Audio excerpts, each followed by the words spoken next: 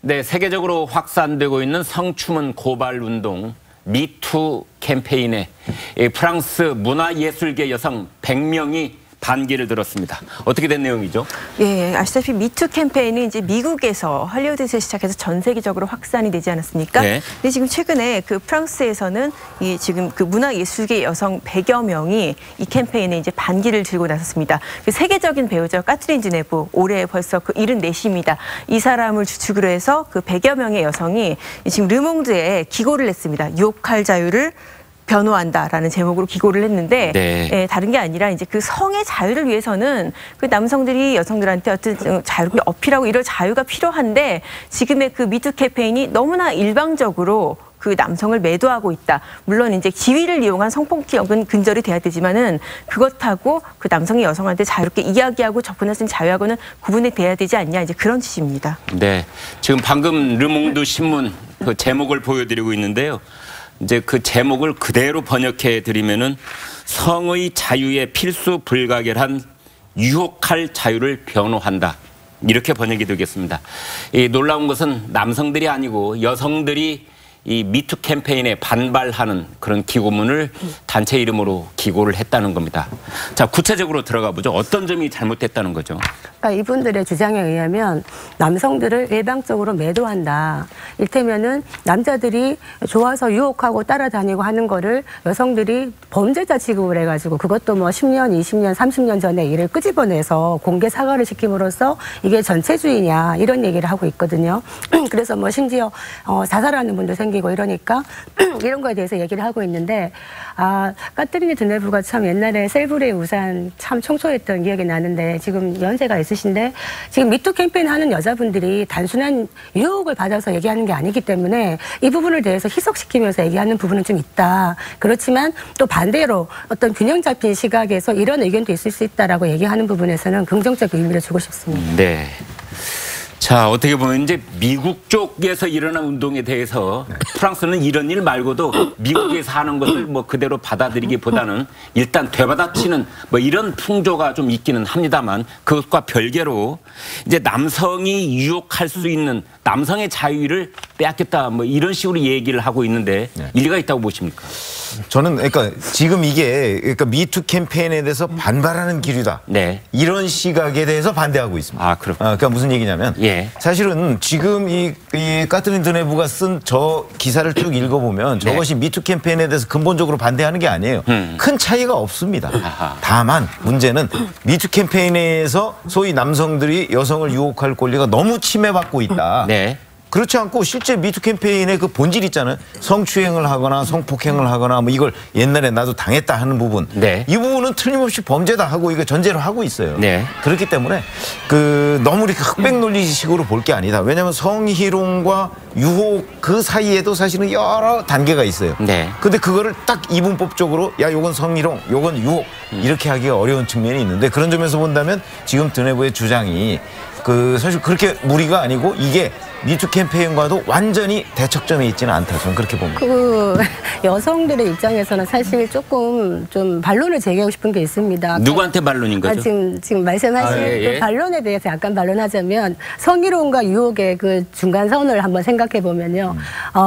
당하는 사람이 내가 불쾌하다고 느끼고 성적 수치심을 느끼면 그게 성희롱입니다. 그런데 이분들이 지금 얘기하는 것 중에 뭐가 있냐면은 끈질기고 서투르게 유혹할 권리 그리고 무릎에다가 키스를 하거나 이런 거는 그냥 유혹할 권리라고 얘기를 하시거든요. 그것도 성희롱에 해당될 수 있다는 거를 말씀드리고 싶은 겁니다. 네. 네. 조 교수님이 보시기에 이제 성범죄에 해당하는 성희롱과 그렇지 않고 이제 그 남성이 여성에게 뭔가 그 사귀어보자 이렇게 제안을 할 수 있다는 의미에서의 유혹. 근데 그건 어떻게 우리가 구별해야 되는 겁니까? 그게 상당히 어려운 거죠. 그러니까 말씀하신 것처럼 지금 이제 송 교수님 말씀하셨는데 이걸 느끼는 사람에 따라서 각각 다를 수 있거든요. 그러니까 여성이라도 남성 입장에서는 이게 유혹이라고 얘기할 수 있지만 여성 입장에서는 그게 불쾌한 성적 희롱이 될 수도 있는 요소가 있는 거거든요. 상당히. 그래서 이 부분을 경계를 나누는 게 상당히 어렵습니다. 최영훈 평론가도 아까 얘기하셨지만 이 경계가 사람마다 다를 수 있고요. 또 느끼는 감정에 따라 다를 수 있어서 이걸 명확하게 구분짓기가 어렵다는 거죠. 네. 다만 이제 이분이 주장하시는 것은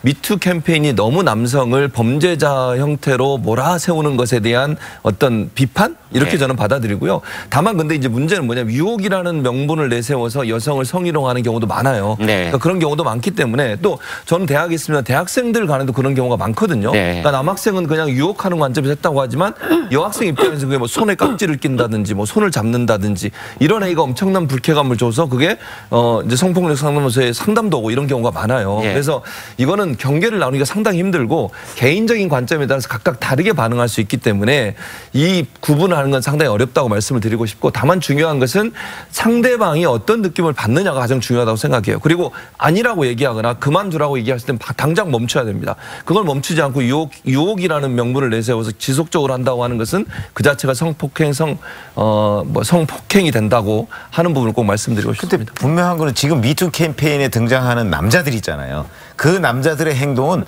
사실 그냥 보통 사람들이 객관적으로 봐도 성희롱의 수준도 훨씬 넘어선 성추행에 가까운 경우가 많아요. 그러니까 그 부분에 대해서 의문의 여지가 없어요. 네. 그래서 이 카트린 드네브도 거기에 대해서 이건 분명한 성범죄다라고 했지만 사실 그 성희롱과 유혹은 성추행이나 성폭행보다는 성희롱이 약간은 좀 약한 개념 아니겠습니까? 법률적으로 본다면 그거는 최종적으로는 저 법원에 가지 않으면 누가 판단하기가 참 애매한 경우가 현실 세계에서 많이 벌어지고 있습니다. 네. 카테린 드네브가 르몽드 신문에 쓴 그 기고문은 상당히 긴 글입니다. 그 내용 중에 보면은 남성들에게 소명할 기회를 주지 않고 마녀 사냥식으로 몰아가고 있다. 뭐 이런 지적도 있고요. 또는 그러한 남성들에게 자백을 강요하는 측면도 있다. 또는 30년 전에 있었던 일을 오늘에 그걸 끄집어내서 한 남성의 삶을 파괴하는 지경에까지 이를 때도 있다. 뭐 이런 식의 지적들을 하고 있습니다. 자, 이런 점은 어떻게 봐야 될까요? 저는 이게 사실 법적인 관점에서 보면은 네. 이 카트린 드네브를 비롯한 이 여성들의 기고문이 상당히 좀 어떻게 보면 적절한 브레이크일 수 있다. 네. 그런 생각이 드는 게요. 네. 이게 그 미투 캠페인이라는 어떻게 보면 당사자한테는 굉장히 명예형이거든요. 네. 네. 또 법원에 가지 않더라도 미투 캠페인의 폭로 대상이 됐다는 것만으로도 굉장히 사회적으로 그 심각한 타격을 입는 이제 그런 건데 네. 이게 일방적인 폭로에 의해서 이루어지잖아요. 물론 그게 뭐 어떤 측면에서는 뭐 진짜 의례 반란이다. 지금 이제야 말할 수 있다. 뭐 그런 측면으로 볼 수도 있겠지만은 이게 한 사람이 말하는 진실이 다 진실이 아닐 수도 있고 이를테면은 그 남성의 입장에서 나는 비록 상급자고 내가 걸리겠지만 이 여성이 정말 좋아서 접근했을 수도 있는데 이게 이 여성의 입장에서는 성폭력이다, 성희롱이다 이렇게 느낄 수도 있는 거거든요. 이런 뉘앙스의 차이를 감안하지 않고 일방적으로 이루어진 측면이 있어서 사실 그렇지 않습니까? 검찰 조사를 받고 경찰 조사를 받아도 처음에 고소인 고발인 진술 받고 그다음에 피해자 신문조서 받잖아요. 그러니까 이런 것처럼 이게 어느 정도는 지금 한쪽 말만 들어서는 안 되고 다른 한쪽의 얘기도 들어봐야 되는 것이 아닌가 그런 의미에서 충분히 필요한 지적이라고 생각됩니다. 자, 송 교수님 좀 이제 시야를 넓혀 보면은 혹시라도 이러한 것들이 미국의 문화와 프랑스의 문화가 다르기 때문에 빚어지는 일은 아닐까요? 물론 뭐 프랑스 문화 자체가 조금 개방적이고 특히 성에 대해서도 더 성적 어떤 자유를 더 누리는 그런 문화이긴 합니다만 한편에서는 이런 측면에서 반대 논의가 이루어지고 있다는 것 자체가 프랑스 문화 자체가 굉장히 관용적이고 포용적이다 이런 걸 볼 수가 있는데요.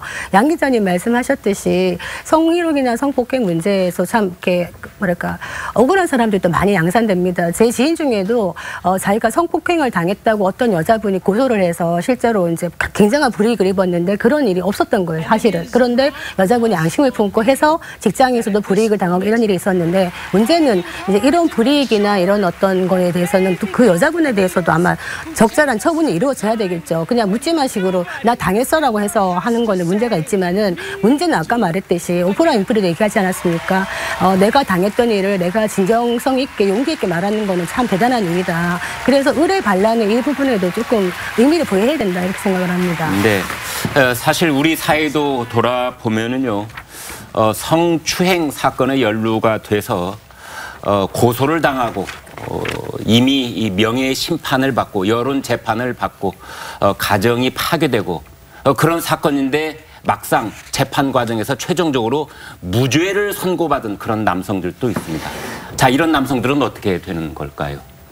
다른 한편으로 본다면은 지금 저희가 토론한 내용처럼 성희롱과 또는 남성으로서 여성에게 하는 그 유혹, 그 사이가 불분명할 수 있다는 점을 악용해서 일부러 여성들을 괴롭히는 그런 남성이 존재하는 것 또한 사실입니다. 자, 이러한 일들이 채 정리되지 못하고 혼재되어 있는 그런 상황 속에서 미국 쪽에서 여성들이 용기를 내서 미투 캠페인을 벌였고 그것의 일부분 부작용이 나타나자 이번에는 프랑스 유명 문화예술계 여성 인사들이 마치 남성들이 여성에게 본연의 어떤 자인적인 그러한 행동으로서의 유혹할 수 있는 권리, 이것은 인류가 존속하는 한 계속 좀 보존돼야 되는 거 아니냐, 뭐 이런 취지에서 또 글을 실어서 지금 화제가 되고 있습니다.